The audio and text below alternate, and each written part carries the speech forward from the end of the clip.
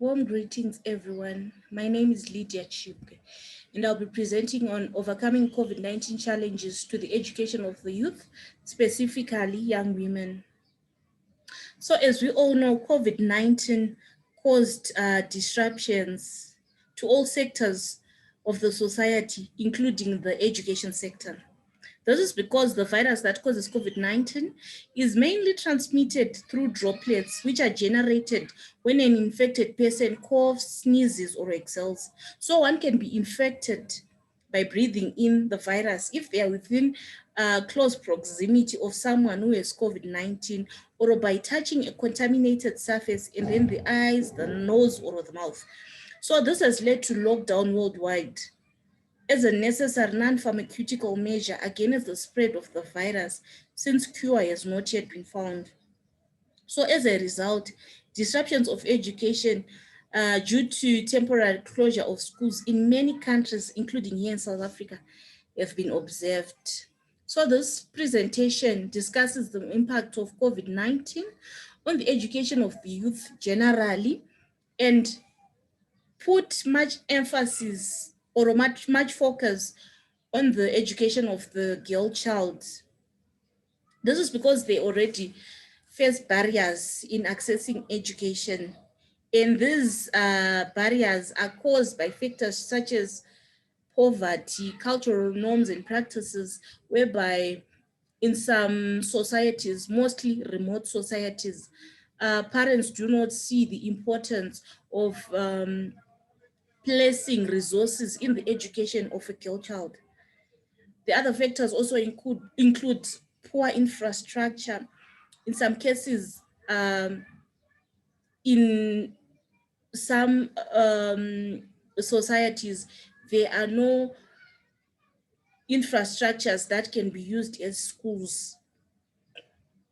The other factors also include violence as well as fragility. So this picture shows the fact that schools were closed due to the virus. So now I want to discuss education as a human right. I want to place, or rather to show the importance of education as a human right. So there is general consensus internationally that the right to education is a justiciable human right. By this, it is meant that all people ought to have access to education and training and should be able to enforce this right. It has also been argued that the importance of access to education as a human right is necessary for human development, as it provides people with capabilities for survival as well as individual freedom.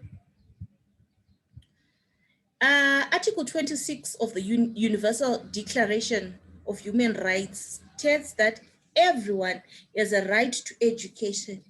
Everyone has a right to education, despite gender. Everyone has a right to education. The African Charter on the Rights of the Child, to which South Africa is a state party, contains an elaborate provision on the right to education, stipulating, among other factors, that states must take special measures in respect of female, gifted, and disadvantaged children to ensure equal access to education for all sections of the community. Also, if we look at the South African Constitution, it has provision in regard to education, which states that the state must take reasonable measures to make it progressively available and accessible. This therefore means that even in the case of pandemics, the state must find ways to make education accessible to all students equally.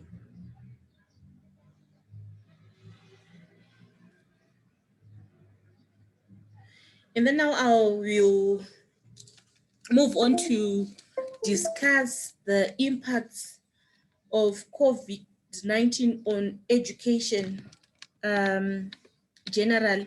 And then later on, I'll move on to discuss the impacts that COVID-19 has had on the girl child. So education has been hit particularly hard by the COVID-19 pandemic, as I have highlighted earlier on, with 1.53 billion learners out of school and 184 country-wide school closures, including here in South Africa, impacting 87.6% of the world's total enrolled learners. It is noted that over 1.6 billion learners across the world were compelled to stay out of schools as social distancing was being enforced locally, regionally, and around the world in order to contain the spread of coronavirus. So, like I discussed earlier on, social distancing is crucial for preventing the spread of the contagious illnesses by minimizing the amount of close contact with others. Chances of catching the virus and spreading it to others is minimized. The UNESCO reports notes that Africa and South America are the continents which educational systems have been mostly affected by the pandemic, as more than 98% of teaching and learning cannot be conducted due to countrywide lockdown in this continent. So social distancing, as I said, has been the most effective way of minimizing the spread of COVID-19.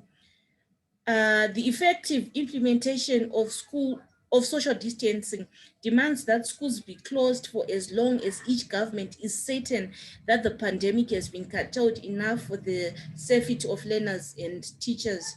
Uh, you find that here in South Africa, I think almost all the schools have opened except for for for the younger kids, those ones that go to crash. But in some countries like Zimbabwe, you find that only the students who are writing their final exams, they are the ones that have started going to school, and the other school children, they are still not yet going to school. So this depends on each government. uh, they'll be seeing if the pandemic has been curtailed enough for the safety of both the learners and the teachers. So now I'll discuss the impact of COVID-19 here in South Africa. In South Africa, all schools were closed on 18 March 2020 as part of lockdown measures, which were designed to curb the pandemic, and a gradual plan to open schools was announced at the end of May 2020. The announcement brought home the fact that many schools were not in a condition to welcome pupils back in a way that ensures their health and safety. But now, most schools here in South Africa, they have opened.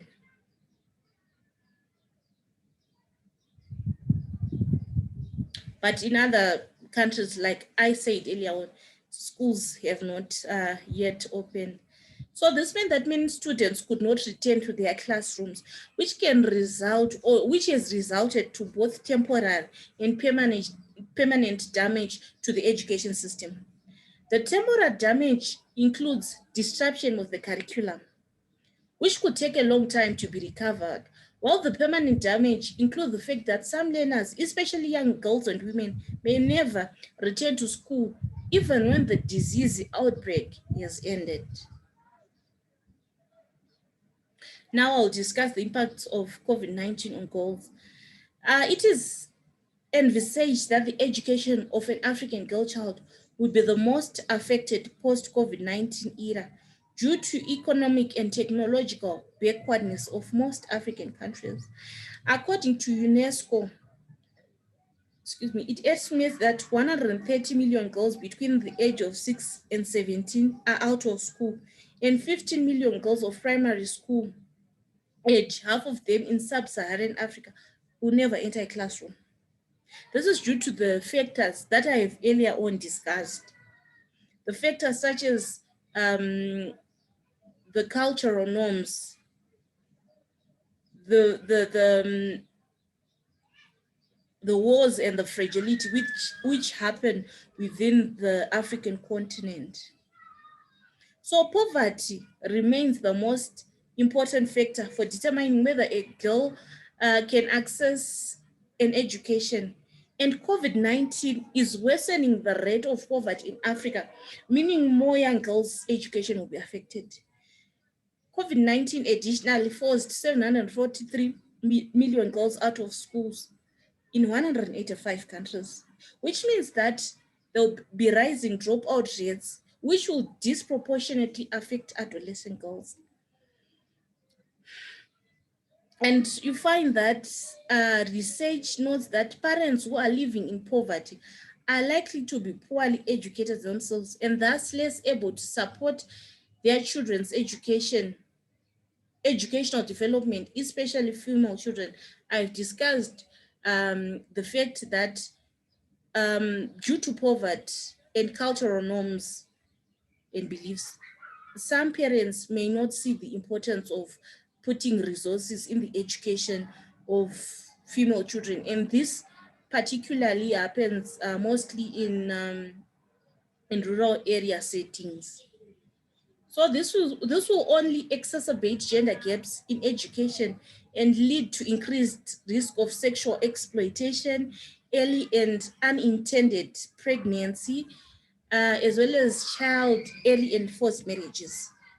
So young and adolescent girls are twice as likely to be out of school in crisis situation, and they face great barriers to education and vulnerabilities such as domestic and gender-based violence when not in school.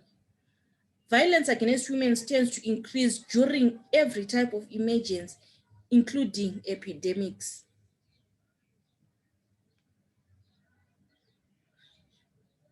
So you find that when kids are going to school, they have got groups and clubs which give them social and protective uh, networks. And due to the lockdowns, this has been disrupted. And when these services have been disrupted, this can exacerbate the risk of violence for young women. You find that in those groups, the children, or rather, let me say, the girls, the female children, they will have counselors, they will have groups where they discuss the problems that they face. Hence, the risk of them facing violence is limited. But because now everything is closed, or rather everything was closed, but in other countries where the networks are still closed, this is exacerbated the risk of violence for young women. So as distancing measures are put in place and people are encouraged to stay at home, the risk of family members violence is likely to increase. And I find that they have absolutely nowhere to report because um, there are lockdowns in place. So this means that young women face double tragedy due to the closure of schools, as they'll be forced, maybe in some instances, to spend more time with family members who might be abusers.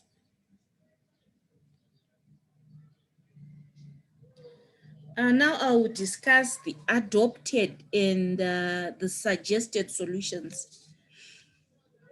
Uh, Blended learning is being adopted as an educational approach during and post lockdown worldwide, and also here in South Africa. It is a concept that was developed in the early 1960s and has evolved to different approaches that are widely practiced in educational systems all over the world. Blending is a word that connotes the combination of different components into a whole new structure and consequently formed the basis for the conceptualization of blended learning. It can be described as the integration of the conventional face-to-face learning method with digital or online learning method. It can be considered as a virtual learning, and it is widely applicable in curriculum implementation in situations where participants are separated by distance.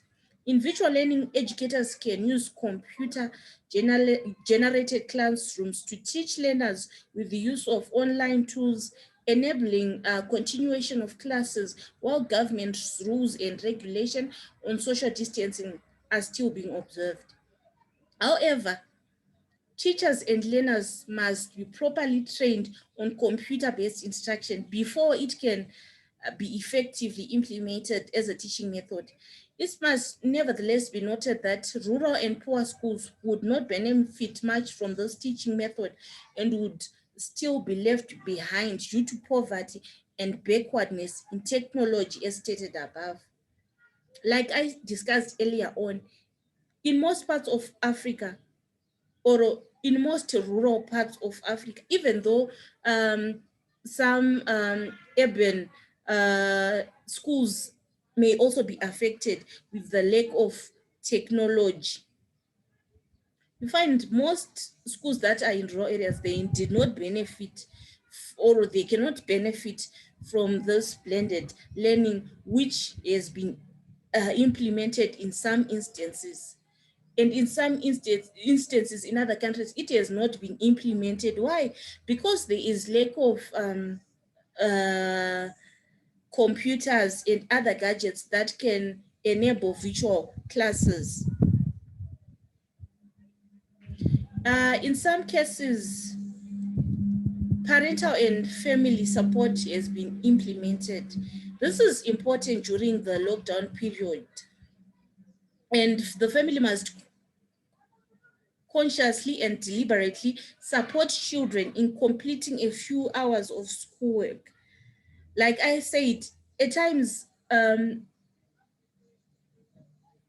people may not have access to virtual classrooms. Parental and family support is important. They can support a few hours for their kids, and this can be done for the younger kids. This can be done through reading books to the kids, playing with alphabets, number toys, and word game, and watch educational TV channels with their children. And for the older kids, parents and the family can support and encourage them to study on their own. So the parents must be supported and encouraged to continue with these educational activities. They can be supported by the government, by maybe through the media, just doing a few adverts, encouraging the parents to support their children to study despite the lockdown measures that are put in place. The government must also take steps to mitigate the effects of school closure on girls, boys, and their families. As I said earlier on, the family, they need to be supported by the government so that they can be able to support their children. This can be, this can be done through grants, or in some instances, just doing media campaigns that encourage parents to support their kids during school closures. Education authorities and schools must ensure education continues in the event of school closures. Schools that are opening should be supported to prevent and control the spread of COVID-19, with attention paid to protecting students and staff from discrimination and stigma associated with infection. There is also need to, as I have discussed earlier on, the curriculum has been disrupted. Hence, there is need for it to be simplified, targeting areas where learning loss will be most consequential for the following years. There is need for more governments to develop post-COVID-19 strategic plans for reopening schools, plans that take into account the needs of girls and young women. There is need for, the lockdowns have shown the need for governments to invest in nationwide ICT infrastructure in schools, including strategic crisis management plans, and funds geared towards education to make it easier for a smooth continuation of education during times of crisis.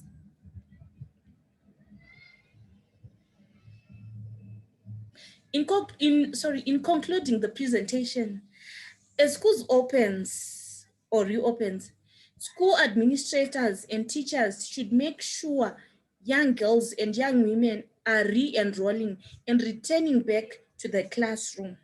Thank you.